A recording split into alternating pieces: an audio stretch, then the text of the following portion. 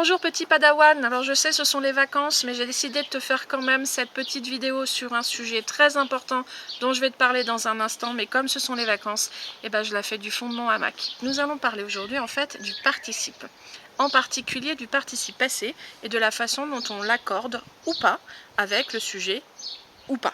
Pour commencer, il faut que je t'explique exactement ce qu'est le participe, parce que dans le monde de la grammaire, tu es environné de tout un tas de termes barbares que tu ne comprends pas nécessairement. Le participe fait partie de ce qu'on appelle les modes grammaticaux. Alors les modes, tu les connais, en français il y en a 7, et généralement ils se terminent par le son if, le subjonctif, le gérondif, l'indicatif. Bon, évidemment, le participe ne se termine pas par if, mais conditionnel et participe sont les deux seuls modes qui n'emploient pas cette terminaison. Retiens-le pour ne pas confondre. Qu'est-ce que c'est qu'un mode? Eh bien, un mode au masculin, c'est finalement presque la même chose que la mode au féminin. En tout cas, ces deux mots ont la même origine en latin, une façon. Alors, pour ce qui est de la mode, tu le comprends tout de suite, c'est une façon de s'habiller. Eh bien, on va imaginer que le mode grammatical, c'est la même chose. Visualise le verbe comme un personnage. Ce personnage, tu le vois, avec ses petites mains et ses petites jambes, eh bien, il se lève le matin et il ne sait pas comment il doit s'habiller.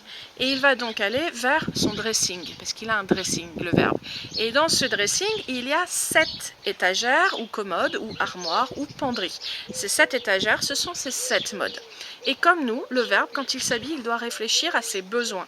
En fait, on n'habille pas le verbe comme on en a envie parce que c'est joli. C'est la même chose pour toi. Imagine que tu possèdes un très beau pantalon que tu as vraiment envie de mettre aujourd'hui.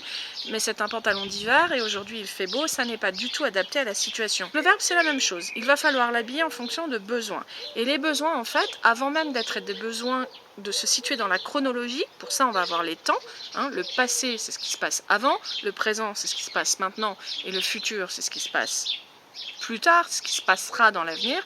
Eh bien notre verbe, il faut d'abord en fait choisir dans quelle catégorie de la réalité on se situe, dans quelle catégorie de la réalité on va l'habiller.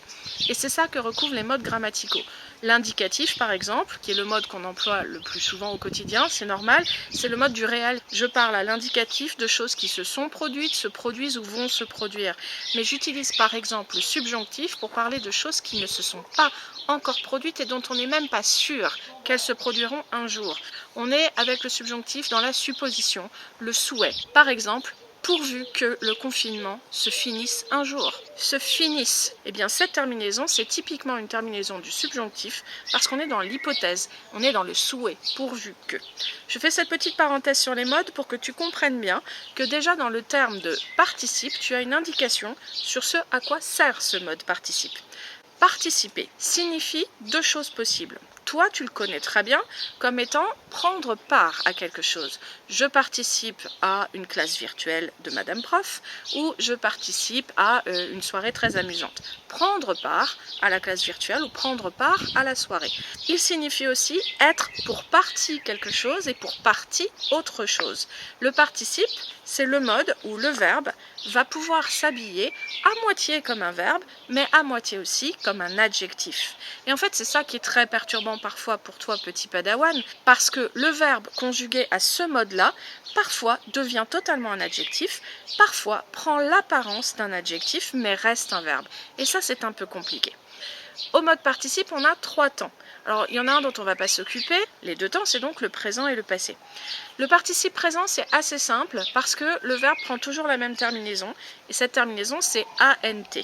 Tremblant de tout son corps, il s'approcha du monstre.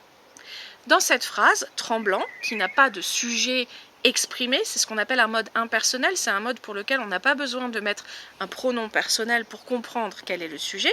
Le sujet, en fait, il est sous-entendu, ou plutôt, il est un peu plus loin dans la phrase, c'est il s'approcha du monstre, et il était en train de trembler.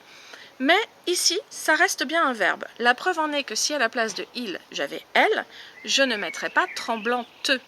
Tremblant de tout son corps, elle s'approcha du monstre. Je ne le mets pas au féminin parce que c'est un verbe et que les verbes ne portent pas la marque du masculin ou du féminin.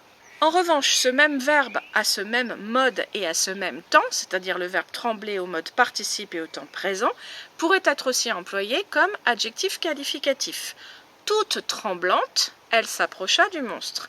Cette fois-ci, je l'ai accordé avec elle. J'ai bien dit toute avec un E, tremblante avec un E. On a mis au féminin. Ça, c'est pas du tout une structure habituelle de verbe. Là, tremblant est bien devenu un adjectif. Quand il s'agit d'un verbe, en fait, il y a une action. Cette action est généralement simultanée avec l'autre verbe qu'on a dans la phrase. Il était en train de trembler quand il s'approcha du monstre. Par contre, quand c'est un adjectif, on a vraiment l'idée qu'il vient caractériser un nom ou un pronom, comme d'habitude. Il vient nous donner une information sur ce nom ou ce pronom. Tremblant ou tremblante au féminin vient bien caractériser l'état dans lequel se trouve la personne. Maintenant, je vais te parler plus précisément du participe passé. Alors, le participe passé, il t'embête souvent au premier groupe, notamment à cause de sa terminaison. Parce que le participe passé au premier groupe, il se termine par le son « et ».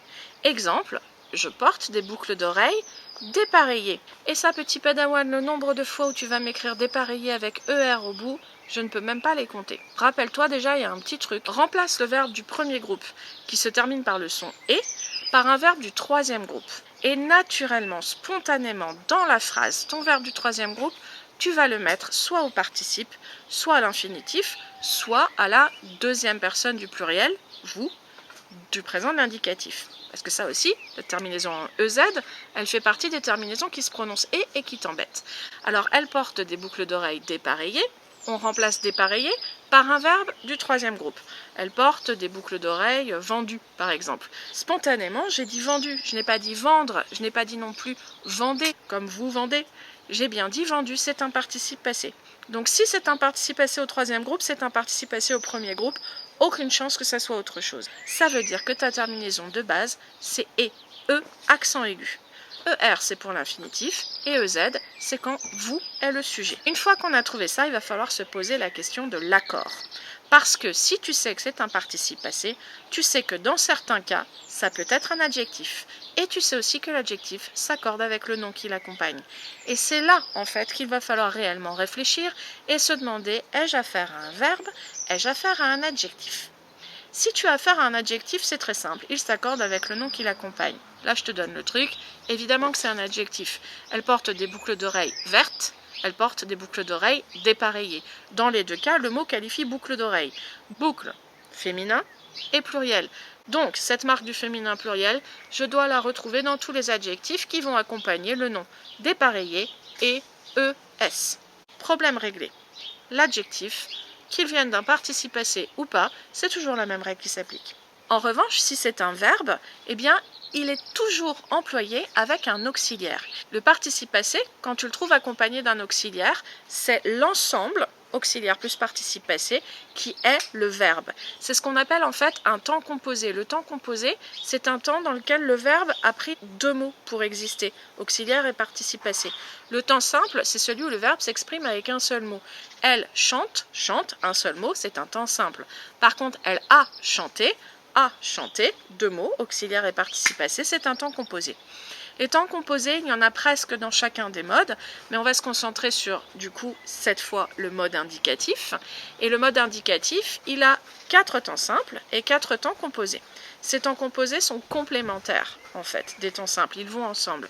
Ils servent à quoi? Ils servent à exprimer l'antériorité, c'est-à-dire quelque chose qui s'est passé avant le moment où l'on parle. On va se concentrer aujourd'hui sur le présent de l'indicatif et son temps complémentaire qui est le passé composé. Si je te parle au présent de l'indicatif, c'est parce que là, maintenant, tout de suite, je suis en train de te parler. Donc on est bien dans le moment présent. Par contre, si j'ai envie de te raconter ce que j'ai fait ce matin, ce que je ne vais pas faire, je vais employer le passé composé parce que ce n'est plus maintenant, c'était avant. Et le temps complémentaire du présent de l'indicatif, c'est le passé composé. Ce matin, j'ai mangé, j'ai lu un livre, j'ai parlé à mon voisin, etc. Et pour fabriquer mon passé composé, je vais toujours employer soit l'auxiliaire avoir, soit l'auxiliaire être, mais avec eux, un participe passé. Et là va se poser encore la question de l'accord de ce participe passé. Il y a une méthode toute simple en fait pour comprendre si tu dois ou non accorder ton participe passé. Dans la phrase, quand tu arrives au participe passé, tu t'arrêtes, tu laisses tomber la fin de la phrase pour le moment et tu te poses la question de savoir si tu sais déjà qui subit l'action de ce participe passé. Avec l'auxiliaire être, je peux prendre l'exemple avec le verbe partir. Il est parti tôt ce matin. Il est parti, Pourquoi? Je sais déjà de qui il est question, qui subit cette action de partir. C'est il. Parce que là, j'ai l'auxiliaire être.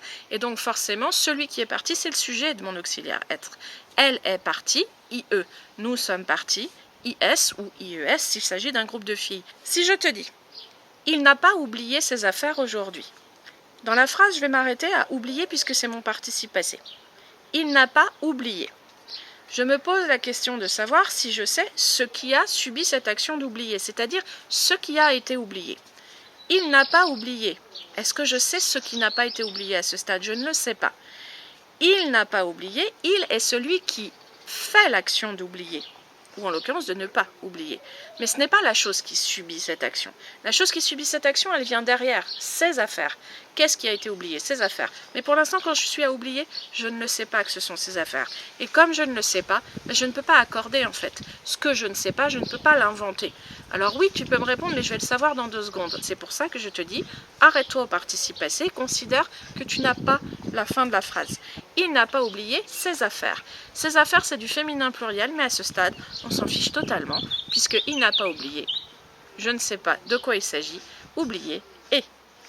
En revanche, sur la table, je vois les affaires qu'il a oubliées. Je m'arrête à oublier. Je vois les affaires qu'il a oubliées. Je me demande si je sais ce qui a été oublié. Ben oui, je le sais, ça a été dit avant, c'est ses affaires. Cette fois-ci, je vais devoir accorder oublier avec ses affaires puisque je sais de quoi il s'agit. Et je sais que ses affaires, c'est du féminin pluriel.